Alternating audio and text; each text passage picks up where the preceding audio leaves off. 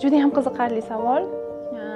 Praktikamda juda ham ko'p bo'lgan va hattoki narkoz ostida ham bunaqa juftligimizga inseminatsiya amaliyotini bajargan edim va homiladorlikka erishgan edik. Bu qaysi savol? Vaginizm orqali, ya'ni tibbiyot tili bilan aytganda vaginizm, xalq tili bilan aytganda jinsiy aloqani bo'lmaslik, ya'ni qo'rquv.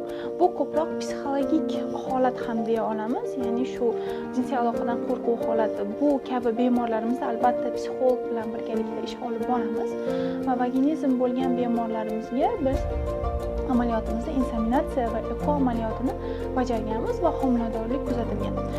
Hattoki inseminatsiya amaliyoti ham, eko amaliyoti ham, embrion transfer amaliyoti ham bu juftliklarimizda narkoz ostida amalga oshiriladi. Amaliyotimda, ya'ni praktikamda shunday holat bo'lgan.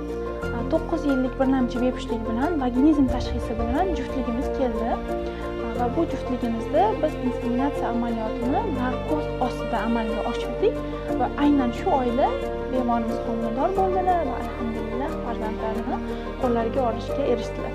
Bundan tashqari klinikamizda 2-3 holatlar aynan vaginizm tashxisi bilan eko amaliyoti bajarilgan va barchalari birinchi embrion transferdayoq homilador bo'lishga erishgan.